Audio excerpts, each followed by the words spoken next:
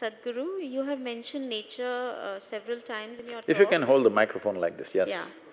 You mentioned nature several times in your talk, and you also saying that scientists say that the insects, they should be living.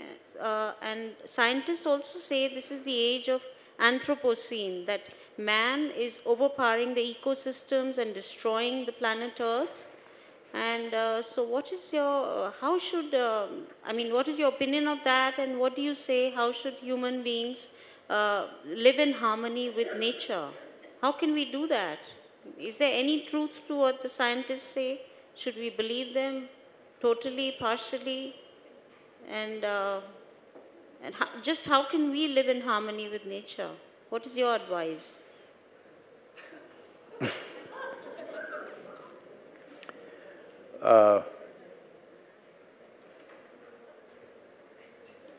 I happen to be in an international ecological conference. Then I told them the only way that you can make a difference, you driving a Tesla is not going to change the world. Some satisfaction for you, but it's not going to change the world. This is a band-aid for cancer. If you really want to make a difference, the only thing is, you have to reduce the human footprint on the planet. Then they asked me, how do you reduce the human footprint? I said, you have to reduce the number of feet. There is no other way. Right now, we have disproportionately grown in our population to the rest of the life on this planet. We are trying to adjust to that. All that'll happen is, you're talking about curtailing human aspirations. It will never work, believe me. When I'm particularly in California region, I find these days anybody who's reasonably well-to-do must have a Tesla, because that's a statement. When you go to the office, you go in your Tesla, otherwise you're considered crass. But they have a 6-liter, 12-cylinder pickup truck or a SUV parked at home. They have a 12-cylinder Ferrari parked at home, which is well hidden. But when they go to the office, they will go in their Tesla. I'm saying you cannot contain human aspirations, but you can easily control human population.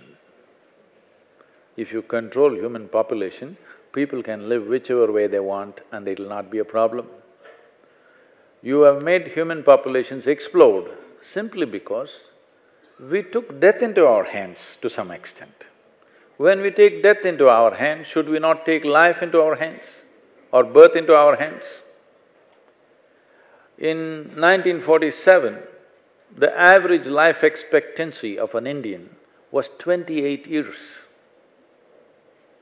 Today it's around 64, 65, which is wonderful.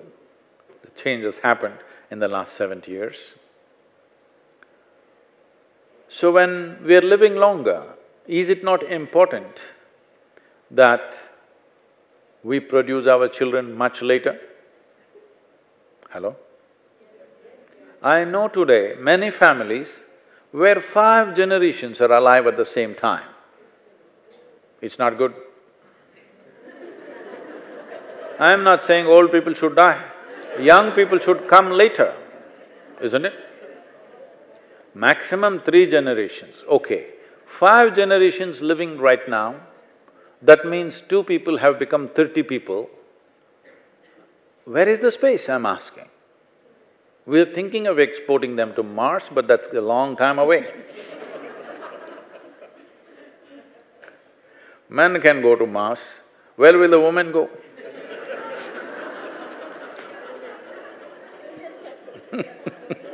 It's not hospitable.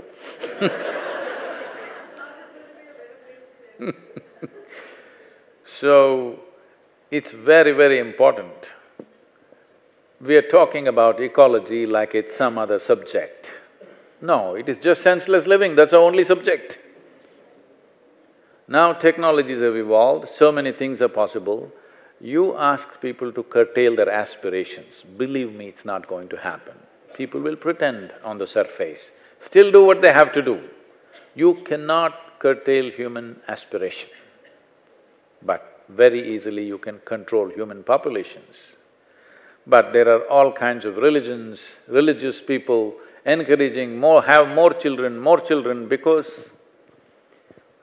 their market is that. Miserable population means more religion will work. Yes, because they will promise you somewhere else there is a better place to live, you know. They're talking about a better place elsewhere. See, we must understand this. Like never before, human intellect is firing like never before. More human beings can think for themselves today than ever before in the history of humanity. Once you start thinking, inevitably you have to think logically. Once you think logically, the problem is unless something is logically correct, you cannot swallow it. This is the nature of the human being of tomorrow. If you don't have the courage to reject certain things right now, believe me, your children will become like this. Even if God appears here and says something, if it doesn't make logical sense to them, they're going to reject it. Yes or no? So once this happens, heavens will collapse. Heavens are already crumbling in your minds. It will fully collapse in the next 25 to 30 years, believe me. After all, what is there in heaven? In Hindu heaven, food is very good. Nala himself cooks for you. If you are really a foodie, you must go to Hindu heaven. In another heaven, white-gowned ladies are floating around in the clouds. If you like that kind of ambience, you can go there. In another heaven, you will encounter virgin problems. If you like that, you can go there. But what is the qualification to go to heaven? This happened in Alabama. You heard of Alabama? It's a very special state. It's a Sunday school, Sunday morning, the Sunday school teacher is going full on, full fire. The audience is not adults, they're tiny tots. That's where it starts. He was going full speed and then he asked in a bombastic way, "What do you have to do to go to heaven?" Little Mary stood up and said, "If I scrub the church floor every Sunday morning, I will go to heaven." Absolutely. Another little girl stood up and said, "If I share 50% of my pocket money with my less privileged friend, I will go to heaven." Correct. Another little boy stood up and said, "If I help those who are in need, I will go to heaven." Correct. Little Tommy in the backbench stood up and said, "You gotta die first."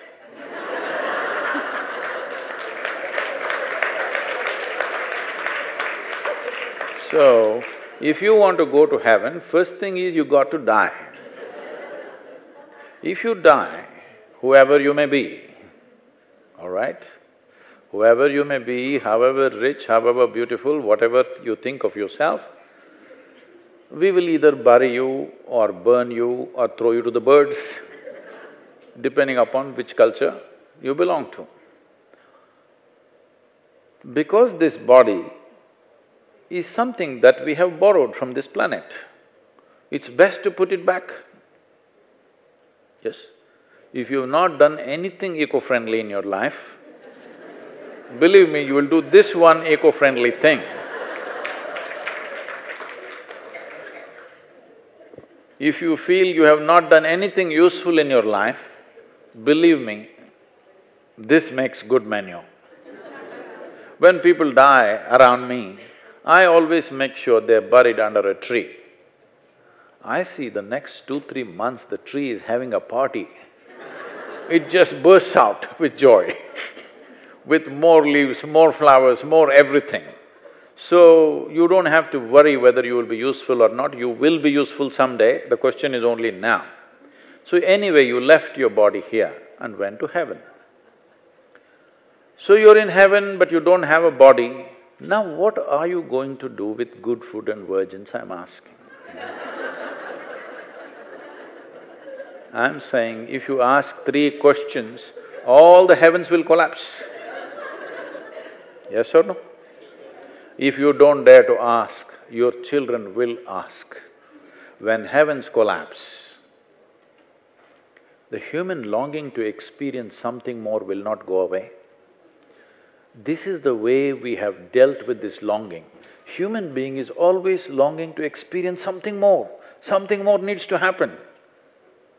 You may not be able to articulate what that something more is, but something more needs to happen. In pursuit of this something more, many destructive things, many wacky things, many crazy things are being done. But the important thing is, you want to somehow have a larger slice of life, yes or no? So the way we have conducted the humanity till now is, don't worry, you're miserable here, but when you go there, it'll all be great. But if heavens collapse, what will human beings do? The longing to experience something more is still there. They will do crazier and crazier things. One thing that will happen is, we will move towards chemical solutions in a big way. I'm sure people in Delhi, you know that you are moving towards chemical solutions in a big way.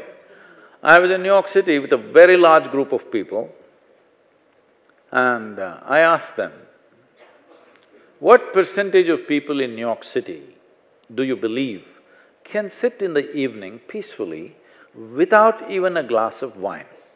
I'm considering wine as the smallest dose. Many people need many more things, but without a glass of wine, you can sit peacefully by yourself. How many? They went into a debate and they came back and said, 5%. I was in London with a very prominent group of people. I asked them a similar question, what percentage of people in London could sit peacefully without even a glass of wine? They said, well below 1%. I think you're getting there too. See, I remember 35 years ago, in small towns in India, there would be 10-20 people who would be recognized as people who drink. People used to say, oh, they're drunkards, we shouldn't give our girls to their family because they're drunkards. Today, if you don't serve drink, nobody will come for your wedding. Yes or no? In a matter of 25-30 years, to be peaceful, we need chemical help. To be joyful, we need chemical help. To be ecstatic, for sure we need chemical help. But even to be healthful, we need chemical help. Pharmaceutical industry is outpacing the food industry, do you know this? Pharmaceutical industry is slightly over the food industry right now. Food industry is $7.6 trillion. Pharmaceutical industry is edging ahead of that. That means we need more medicine than food on this planet to stay healthy. One fundamental reason why individual human beings, societies and nations aspire for affluence is so that we have a choice of nourishment, and next thing is a choice of lifestyles. But countries which have an enormous choice of nourishment and lifestyles, for example, United States, 70% of the population is on prescription medication. The other 30%, of course, buying drugs off the street. This is simply because human longing to experience something more and heavens are collapsing. As you begin to think logically, heavens will collapse, but the longing to experience something more will not go. Unless we provide a logically correct, scientifically verifiable spiritual process where people find access to the source of their experience and they can create any experience that they wish within themselves, Unless this possibility is unfolded in the next 2 decades, if we don't do this, believe me, in another 50 years' time, 90% of the humanity will be on some kind of chemical for their daily sustenance. When this happens, as I said earlier, one fundamental responsibility that we have is we produce a better generation than who we are. We will fail in this fundamental responsibility. If all of us are on chemicals, the generation that we produce next will be much less than us. If we want to avoid this, this is what we need to do. A logically correct, scientifically verifiable spiritual process need to become an express need in the society, in every society. This is what needs to happen, and if we are really concerned about our children living well, just nurturing only our children well is not going to help. We need to create a society which is healthy, isn't it? You can't just make your children well and not be bothered about the rest unless we create an ecosystem of well-being. If there is no ecosystem of well-being, our children living well in future is just an empty dream. Let's make this happen. Thank you.